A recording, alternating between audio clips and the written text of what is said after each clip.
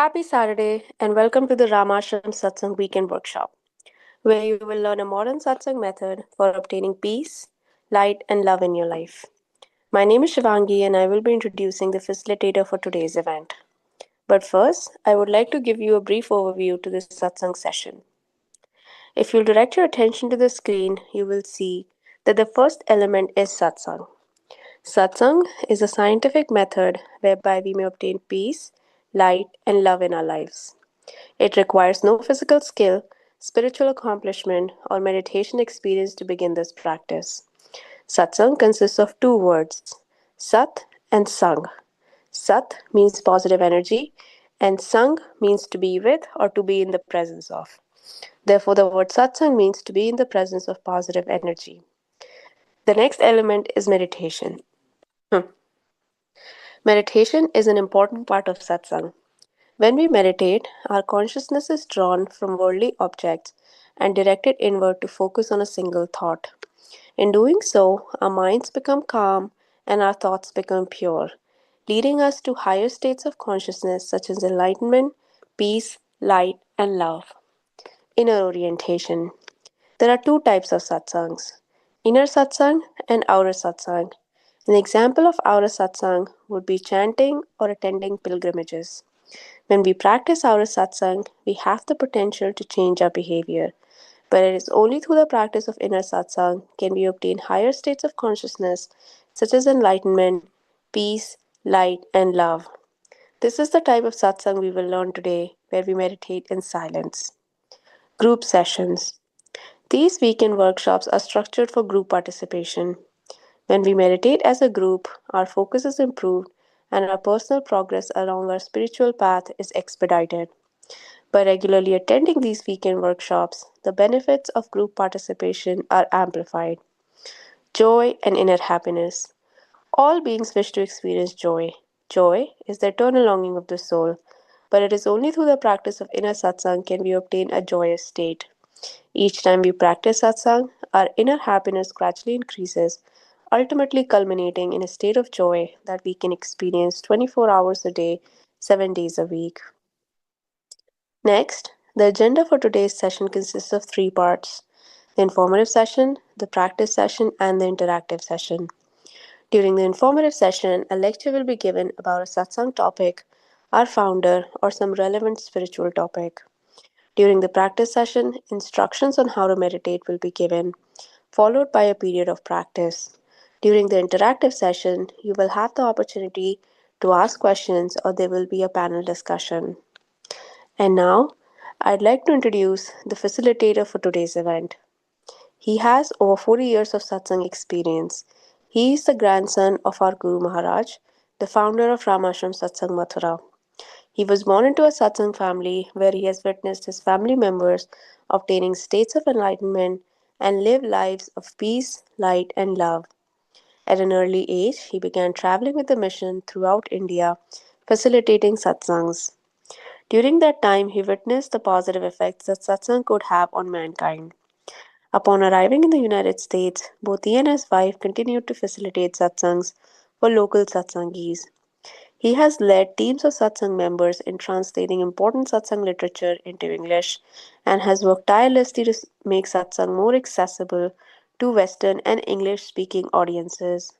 He currently travels throughout the United States, India, and England, facilitating satsangs while maintaining his duties as a husband, a father, and an IT executive. Today, he will teach us a rare and ancient form of satsang as taught by our Guru Maharaj. Please join me in welcoming Mr. Sanjeev Kumarji. Happy Saturday, everyone. Glad that we are here in Satsang. We'll start with Parul and then go into meditation and then open it up for discussions as usual. Parul?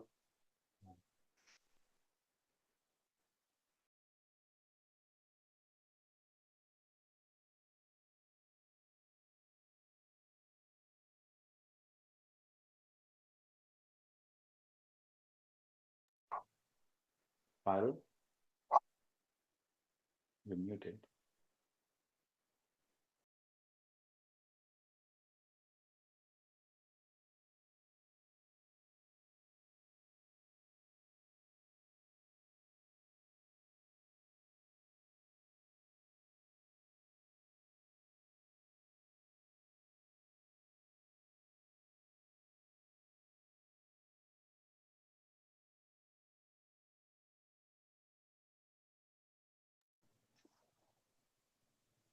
Uh, Juan, if you could unmute Parul, please.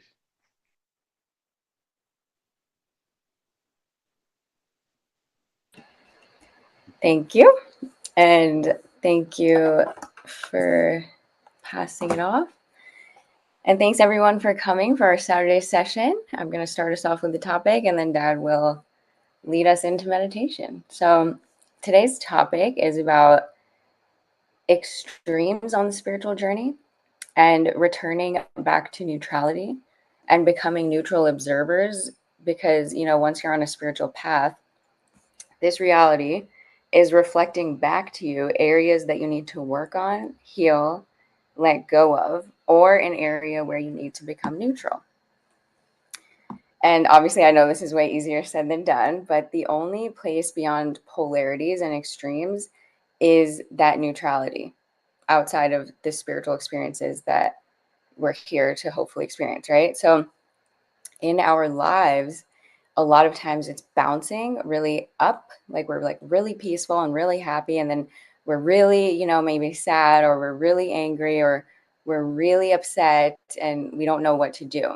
And it's actually there for a reason because, eventually on the spiritual path, you want to detach, you want to be neutral, you want to kind of let go of playing into the drama and the chaos of Maya and the illusion. So if we can master detachment and we can master kind of becoming stoic in certain environments, then we can continue our spiritual growth. But if there are still certain people or environments that bring you really low in terms of chaos and triggers and emotions, and then other places in your real life that bring you really high in terms of peace and quiet and solitude, then we're still playing in the game of Maya, the illusion. And when we get together with friends or family and we can't help but talk about people and judging everyone and everything around us, and we're still playing in the game of getting caught up in other people's karma. And then when you go back to your space and you become quiet and you meditate and you continue to reflect and release, especially after meditation, it's like a teeter totter. So what the universe starts to do in our lives is increase the moments of bouncing up and then bouncing down. And this will, continue to teeter totter, and it will continue and continue until we can get neutral in a lot of situations. And instead of being a part of the drama and the chaos, we finally learn to take the backseat neutral observer perspective. And we finally learn that, nature is really nice and peaceful, but so is the state that we can reach inside of us. And we don't need that nature to come back to homeostasis. And we don't need that person to like us or to hate us. And we don't need that environment to feel okay. What we need to do is plug in consistently with that higher source of energy and make it a part of our daily lives to the point that we stop attaching ourselves to people, places, and things, and we start connecting so deeply with that higher state of consciousness, with the hope that eventually down the line we become one with that energy, that we are never without it. And then this world becomes less serious and less of a source of energy and more of a source of lessons and sometimes really amazing blessings to enjoy, but never the source that we gain energy from or that we attach to. So neutrality in our physical lives or even silence is a state that can help us achieve higher states of consciousness in our spiritual lives. So that is my topic for the day, something I've been thinking about a lot. So if things are like really coming up, like they can't be hidden anymore, it's honestly an invitation for us to see, where do we need to be more neutral? Where do we need to be more quiet? Where do we not need to participate anymore? And all of these phases are necessary. So I'll pass it on to you, Dad.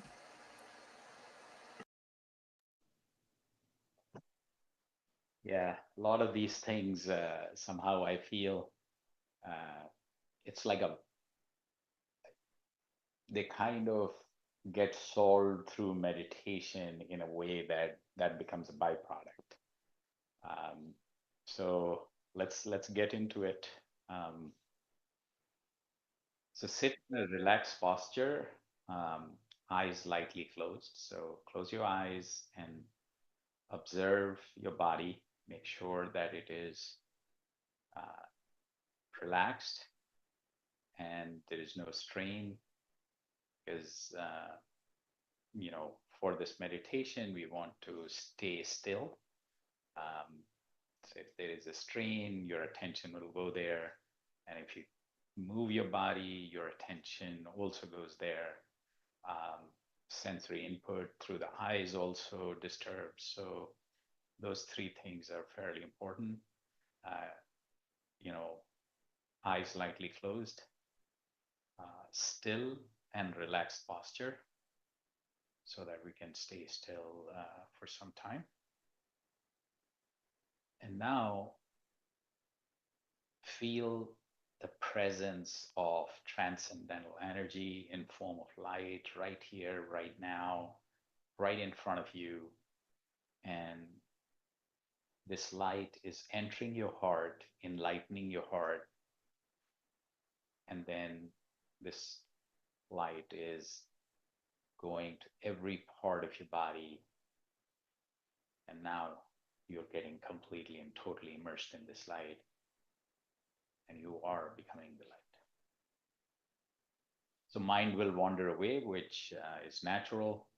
As soon as you become aware that your mind has wandered away, bring it back to this thought and this thought alone. So from barrage of thoughts, you want to bring your mind to one thought. The focus is on this transcendental energy in form of light that's entering your heart, enlightening it, then distributing throughout your body, and you are becoming one with this light. We'll start with music, and music fades away, and then we go deep into silent meditation on this transcendental energy, light, and then we transition out with music again. So let's start.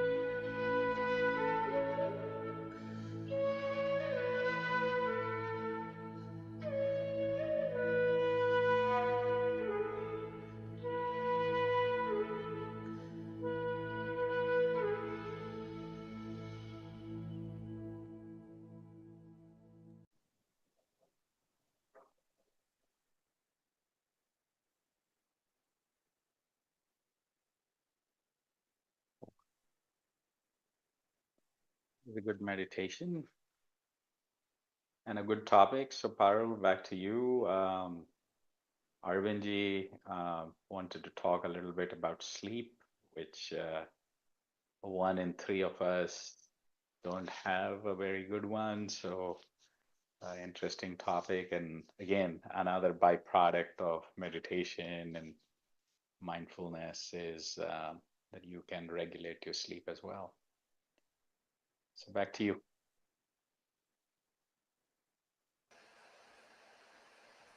David, Arvind Uncle want to come on now? Sure. Yeah. Namaskar, Bhaiya. And Namaskar, Parul, and Namaskar, everyone. Happy Saturday. I was just thinking, first of all, it was amazing. So thank you so much for the meditation, Puja Bhaiya. What can I say? Just remembering a couple of lines that Guru Maharaj's book first, साधना के अनुभव जर्रे जर्रे में आया होने के बाद आज भी राज हकीकत राज है, meaning that that transcendental energy is present in all of us, in every living and non-living being, yet it's a secret. so, so yeah, sleep's a bit like that. It's thank you so much for sending me the paperwork. I sent you a bunch of complex published neurology papers, and you simplified it as only a true guru can. You have the knowledge that scientists would die for. But anyway, I'll do as you suggested, and I'm gonna, if I may, read what you sent me so that all of us can understand a bit more about. So I'll read this. Meditation's silent partner, sleep. How deep meditation reshapes REM, memory, and the sleeping brain. Quote, the mind is its own place and in itself can make heaven of hell and a hell of heaven. John Milton said that. So sleep is often described as nature's great healer. Meditation is revered as a doorway to presence, clarity, and peace. What happens when these two, sleep and meditation, merge in the landscape of the mind? Recent scientific studies offer fascinating glimpses into how dedicated meditation practitioners, particularly Vipassana is a type of meditation which is it's mindfulness with compassionate meditation, compassion-based, empathy-based meditation. So, and I think its roots, Puja Bhaiya can correct me, are on Buddhism. Vipassana meditators, they experience so it looked into their experiences in sleep in ways subtly yet significantly different from others. So let's journey into this quiet yet profound intersection of the sleeping mind of a meditator, what the science actually reveals. So we were focusing on two important, there are thousands of studies on this, but we looked at two studies that we thought were relevant, explored how Vipassana meditation shapes sleep microarchitecture and memory consolidation. The first one looked at senior Vipassana meditators and rapid eye movement REM sleep. A distinct pattern did emerge.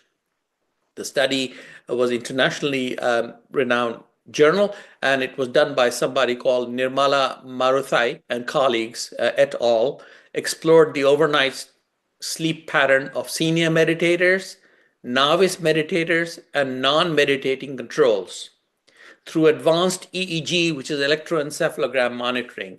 By the way, as a side, EEG is crucial in neurology and medical practice. For example, when I used to practice, if there was any doubt for anybody having severe epilepsy or undiagnosed complex epilepsy or something that was not clear, I'd request a sleep-deprived EEG. In other words, the person, it's almost like torture, but the person is not to sleep for at least 24 hours. No sleep. And then you measure the EEG. So that tells us that the EEG measures brainwave, which is electrical energy in the brain, and that would help people like me identify where the problem is in the brain. Is it epilepsy? Is it an underlying lesion, tumor, whatever? So just depriving the person of sleep brings the worst out, if you will, brings out the most abnormalities on the brain waves. So that must mean that sleep's a good thing. If you not make them sleep, then they're gonna bad stuff is gonna come out on the reading of the EEG. So three things the meditators exhibited. The meditators showed there was more slow wave sleep and REM sleep, slow waves. There were reduced awakenings and non-REM stage 2 sleep. So reduced awakenings in the meditators and more REM episodes and longer REM durations. And there was unique rapid eye movement activity, dynamics, and burst events that were unique to meditators as opposed to non-meditators. So in essence, the brain of a seasoned meditator appeared more organized and efficient during sleep, suggesting meditators' long-term practice may lead to lasting neuroplastic, and Bhaiya has talked about neuroplasticity before, so lasting neuroplastic changes, the very rewiring of the brain. So it's a really positive and strong evidence from that study. The other study we looked into is memory consolidation and meditation, a different pathway. Another intriguing study by Elseveta Solomonova et al. Examined how meditation affects sleep-dependent memory consolidation. So it looked at, again, meditators and non-meditators. They were made to perform a procedural balanced task before and after a nap. Whilst both groups improved similarly after sleep, they did so via different. So the EEG showed that the group's improvements were via different brain mechanisms. What was it? The non-meditators' improvement was linked to the REM sleep, which is a more superficial phase of rapid eye movement, dream-like, not a deep dream, but superficial dreaming, easily awoken from that sort of. So in that part, that's the improvement in the non-meditators. In comparison, the meditator's improvement was tied to slow occipital sleep spindles. What is that? See, the occipital part of the brain, the back of the brain, has to do with visual memory and visual recall, as opposed to other forms of memory. And slow sleep spindles, basically the EEG measures the amplitude and frequency of the energy waves that our neurons, that our brain cells generate when they work. So that energy is measured. And slow occipital sleep spindles shows it's almost like a car engine. You're running it hot or you're running it at a low rev. So the car engine, if you will, the brain engine, runs at a very low rev. And the sleep association, the improvements in the function that were tested were linked with that low revving brain. So not so much burnout, not so much overdrive, you see. So moreover, meditators had lower spindle density. So the spindle waves, lower density, suggesting so the amplitude of those density lower, suggesting that their meditation trained minds might rely less on typical sleep-based consolidation mechanisms. Therefore, meditation, it seems, may compensate or reorganize how the brain consolidates memories during sleep. So this is very important because the memory pattern, and actually there are other studies that I've come across during my work life that showed clear and strong evidence of poor sleep clearly associated with neurodegenerative conditions like various forms of dementias. So this is a very strong study evidence. So what this means for us, and this is again directly Pujya Sanjeev Bhaya's words I'm reading to you, he simplified it. What this means for us, these findings echo what many ancient meditation traditions have taught experientially. Meditation, so what has it taught? What have we learned? Meditation rewires consciousness itself, not just during waking hours, but deep into the fabric of our sleeping minds. A still mind during the day creates a harmonious mind at night. So, the more we're able to calm our minds through meditation and stay in that state, still mind in the day creates a harmonious mind at night. And finally, memory, healing, and neuroplasticity unfold differently in those who cultivate presence, the presence that this meditation teaches us, and self-awareness. So memory, healing, and neuroplasticity unfold differently and in a better way, if you will, in those who cultivate presence and self-awareness.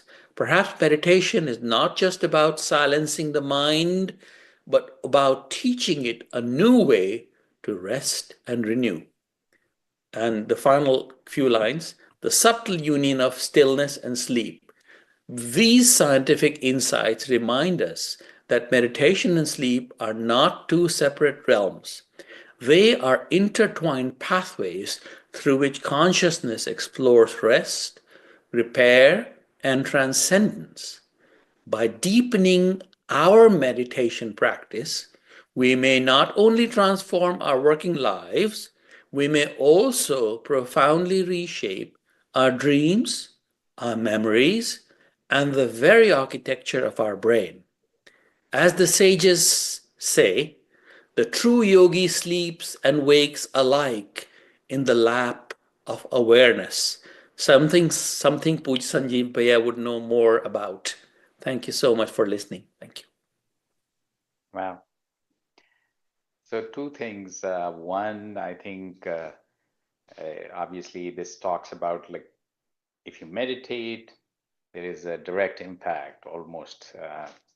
I'll call it a byproduct, but byproduct is that your sleep will be regulated. But Guru Maharaj also talked about, and I remember talking to Luz about, there is um, a way in which you could make sleep a meditative sleep where before sleep, if you do the same thing more lightly, that, you're lying in an environment where you're surrounded and you have presence of this transcendental energy, your heart is lighted up and very lightly so that it doesn't disturb your sleep, but you feel that you are in the lap of this energy. That just turns your regular sleep into a meditative sleep. So, with that note, Parul, let's open this up for Liz. Yeah, that was amazing. I'm kind of sleepy today, so what a topic. But yeah, let's open it up if anybody has any comments, anything they want to share, anything you learned that you love.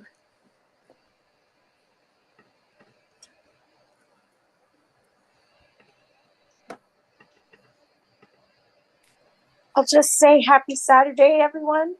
Yeah, Hi. Saturday. It's always wonderful to meditate with you, and today was no different.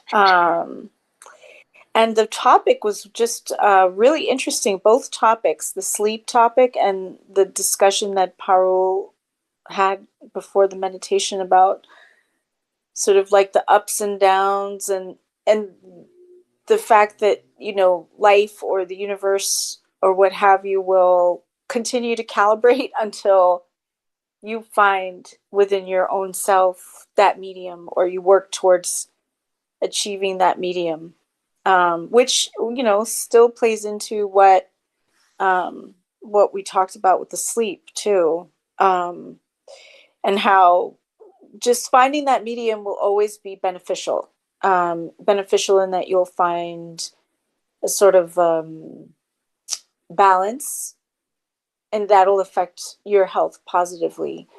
But of course, that's challenging. But it is challenging to find the balance. But no, it's worth always worth the try.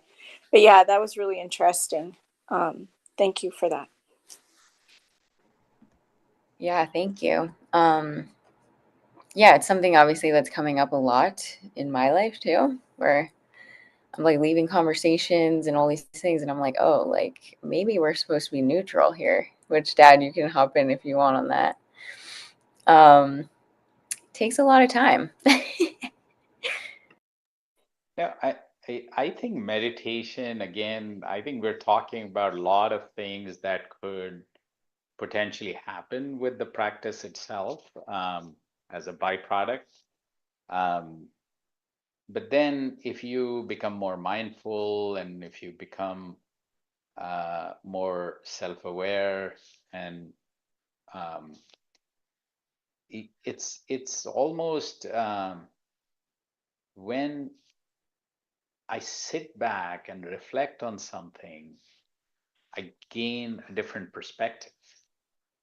And so when we're reacting to something, we are using one part of the brain. When we are stepping back and thinking about it, we are engaging a wholly different part of the brain. And so there is a difference there. And in a way, maybe I'm going out on a limb here, but there is a usual animal instinct, the safety, survival, fight and flight approach versus what we have in terms of our fully developed brain, which when you engage, you gain a whole different perspective. And I think you can't do that all the time because you have to react, you have to deal with safety and survival and all that. But most of the time, we kind of overutilize that. If we are just, take 2 deep breaths and react, you will react very differently. So, how do you become more neutral? That's where that lies. If you can step back a little bit, because the fight or flight is very quick, and believe it or not, all our biases are because of our shortcuts that brain has developed over ages, um, because you know the way the brain works is like, how can I very quickly make a decision? And that sometimes is the distance between you being alive or not. So it's extremely important. But the real uh, value that we bring is in stepping back.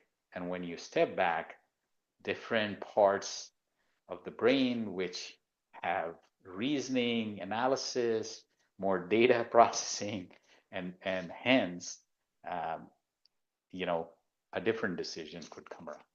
That's what brings more neutral, more toned down, more thought through, um, you know, approach.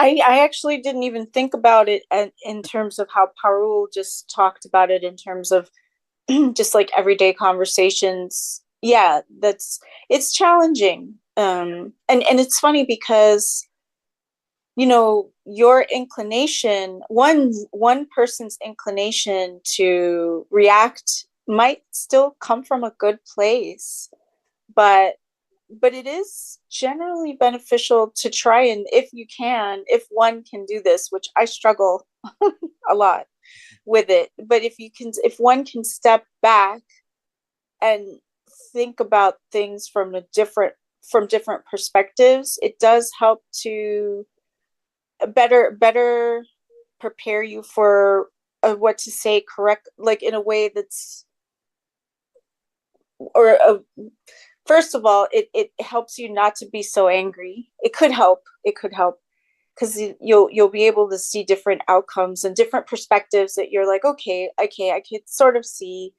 instead of, oh, that's horrible. But and that's better for your mood and your mind.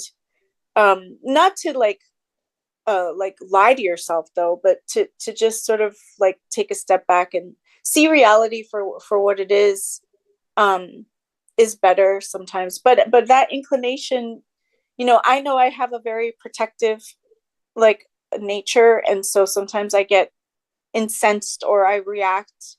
But that, yeah, it is tied to like those survival instincts, and they narrow your focus such that you're only focusing on one thing. It's almost as though like the lens of your brain are focusing in, they're closing, they're blocking out everything else in your peripheral, so that you're only focused on that. But there is more to what to than what you're looking at and what you're focusing at. So yeah. If I may, I can just talk about this in slightly different perspective as well, where see what happens is that a lot of uh, like species which have much smaller brain, they are wired to do certain things, and you know, and those things are very essential to their uh, you know well-being in some ways.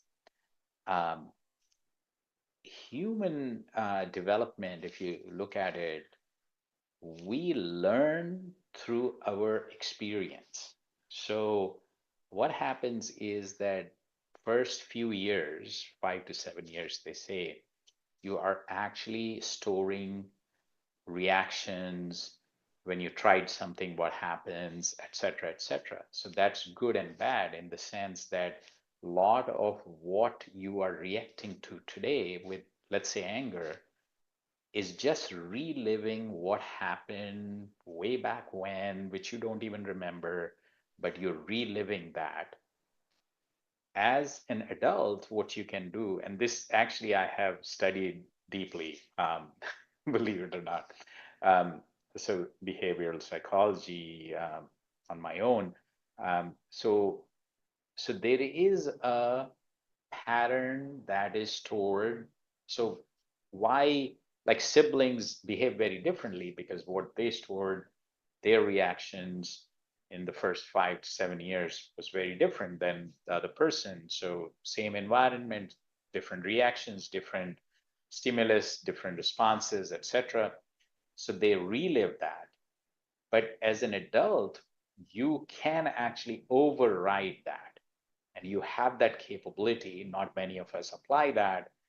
Once you have done that um, override mechanism, that if this trigger happens, I will not react this way, but I will react that way. If you build that consciously, you might still have the tendency to react, but you could, uh, break that and react differently. And that you can do. And that's psychologists have worked on that, and they have proven that that can happen. Um, what I personally saw, and I tried both of these things, and what I saw was that you still, like, say, for months, years, I had a pattern which was an override to my uh, natural or recorded pattern. Um, but then I have this tendency to go back there. So when I am in distress or when I am like completely uh, uh, very tired and exhausted, I don't have that ability to engage that quote unquote adult behavior. Um, so it's very interesting, but you can change, and this neuroplasticity says that there is all that can happen. Um, so why do we take, I don't know, like 45 days or some amount of time to build new habits? So it's neural pathways, but those new neural pathways take time to override the earlier pathways. So it's a but I mean, fascinating how we can learn and grow to be a different person. And uh, yesterday I was writing something, and what I remembered was my father, who was a quote unquote angry young man, and there were some anger episodes that domestically we knew about within the family, and later on in his life he was the embodiment of unconditional selfless love, and anger was nowhere to be seen. And I mean, and thousands of people can talk about that. So it's the transformation actually happened. I saw that.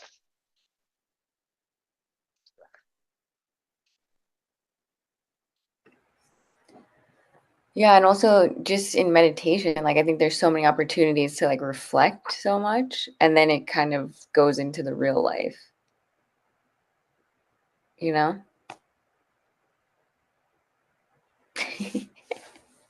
Right, because you're giving yourself that space with meditation, that step back.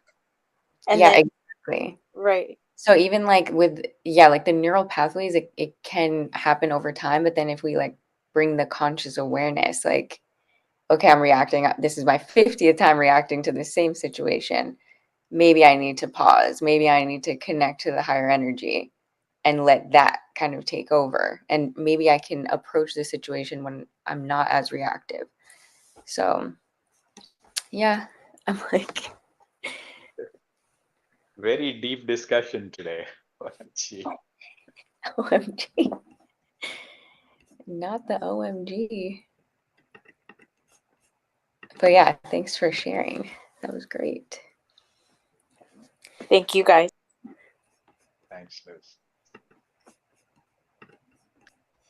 If anyone else wants to come on, say hi, talk about the topics. We had amazing information about sleep too. Hi. Hey, how are you?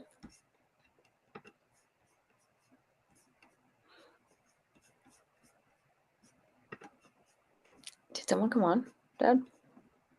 Yeah, that was Jeff. Just hi.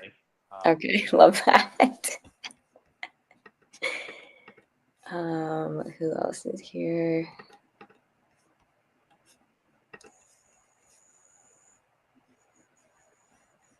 Yeah, I mean, if anybody wants to say hi or talk about anything.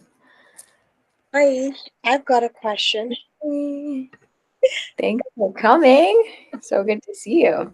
This is here. So I missed the beginning. I came towards the end when we were talking about sleep and the impacts of it.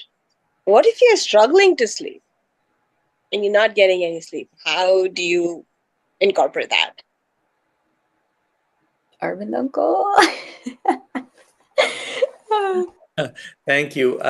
Yeah, I mean, there are so many reasons, but predominantly it is because people are anxious or worried about something. So that anxiety and worry usually causes hormonal changes. Your cortisol, for example, goes up. Cortisol, as Puj Sanjeev was just saying, the fight and flight part of the brain becomes active, and that mechanism suppresses melatonin. Sleep has an on and off switch, you see. So the on switch is staying on, that's why. So the underlying, see, unless there are, of course, you can cover a fire by a blanket, but the fire is still smoldering within. The fire, if you will, is the underlying cause of why a person is insomniac. So you need to try to get to the root of the problem, which may often be worry, anxiety, stress, or sometimes exhaustion and so forth. So if you address that, in my humble thinking, what Sri Sanjeev says is important. So if you're allowed to, if you calm your mind down through meditative practices and make that, you know, a habit, over time, neuroplasticity will set in, and less cortisol will be secreted as a reactive process, and more melatonin. You see, melatonin shuts down the rods in the eye, and it starts the process of sleep, you see. So that and there are simple measures, for example, valerian root extract, or warm milk at night. Horlicks still works because that's an amino acid in the milk. When you warm it, it helps sleep, for example.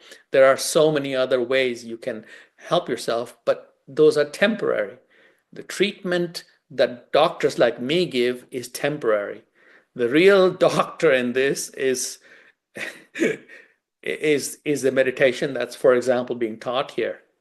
No, actually, it's very, very true. Because if you, um, you were here when we were talking about the meditative sleep, right?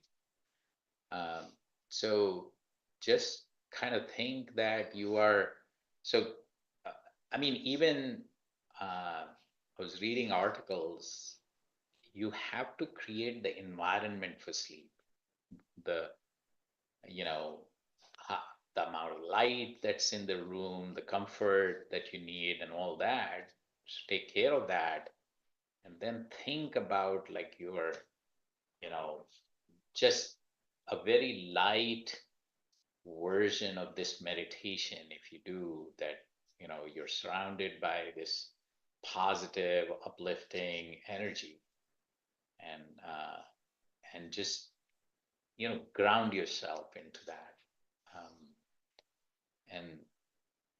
and again, I think it's the same thing, that when your mind wanders away to those worries or worrying thoughts or other things, just bring it back.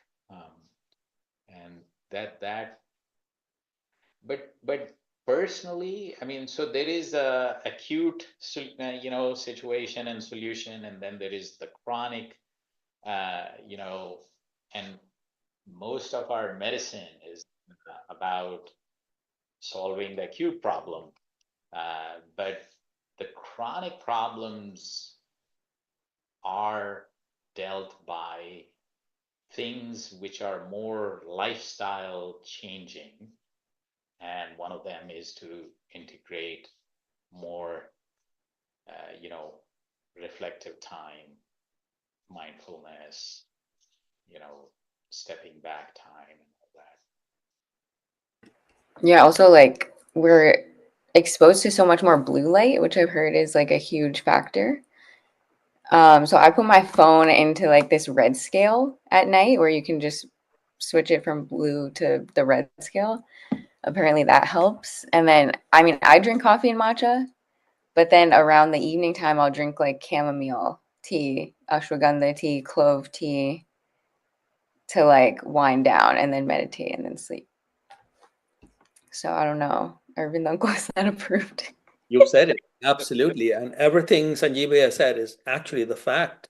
Acute treatment you can try. I mean, obviously, coffee will suppress your melatonin, and noradrenaline and cortisol goes up. So avoid caffeinated beverages after 3, because the half-life of coffee is 6 hours approximately. It lurks. But everything that Parul has said is what I would suggest, really. Um, and light is important, clearly, because see, the optic nerve, the retina in the eye, there are 3 layers in the back of the eye, and the retinal layer is nothing but nerve layer, and it's directly, optic nerve is part of the brain. So the eye really is extension of the brain. And what happens is, when we have blue light, or any, as Sanjeev was saying, you give yourself an environment, that's one of the most important things. Very quiet, dark. Why dark? Because the moment your retina sees light, it stimulates cortisol, stimulates all those, it stimulates the hormones and things that cause the nerves to start firing. Okay. So, and then you have a wakeful state or quasi sleep state or a superficial unrestful sleep, you see. So light's very important, and familiar, quiet, peaceful, really nice environment, is important. Yeah, as Sanjeevi was saying. So Thank you. Yeah, I feel like sleep is a huge topic. So many people, like all my friends, are struggling a lot more. But I do think like screens, it's crazy because I heard you're supposed to like not even have screens around for like 3 hours before. Yeah, but is when you're actually not able to sleep, your first instinct is to pick up the phone and start scrolling. Right. So it's like harder now because we have to like combat the natural instincts, which is like our accessory, our phone. But yeah, maybe try the red scale too. I've heard it helps. Maybe that'll. Yeah. But clove tea also, I'm not sure if Urban Uncle knows, but I've heard that it helps with the melatonin. yeah, there's some evidence of that, clove tea as well as chamomile you mentioned. So there are some studies looking at that. And basically melatonin, you have the third eye people talk about in the energy again, the pineal gland, okay, and the hypothalamus. So that's, that area is important. Pineal gland, for example, is essential in melatonin secretion time. So, and also very important is fixed time for your sleep and waking up.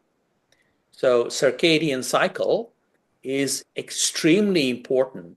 So your secretion of cortisol, the hypothalamus pituitary axis, and the wake cortisol. If you wake up, say 7 a.m. every day, that's what you should do, or 7:30 or 8 or 6:30, whatever. Once you wake up, that wake the cycle, it learns your brain and your hormone, your endocrine system. Guru Maharaj has written about this as well, by the way.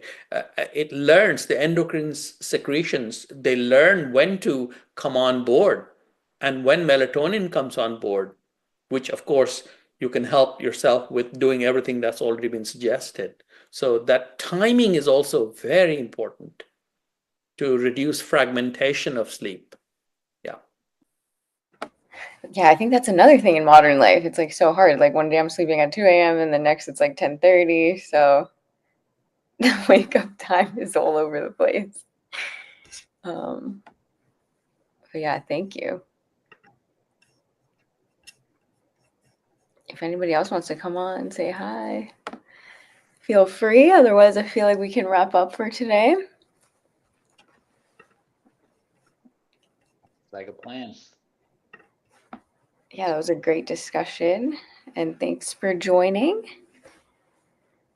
Yeah, love, light, and peace be with you. And, let's be in satsang again soon. Yep, Tuesday, 7 p.m. and Saturday, 10 a.m. every week. Feel free to join. And thanks for coming. Namaste, Bhaiya. Namaste, Parul. Bye, everyone. Thank you so much. Have a great rest of the weekend. You too. Bye.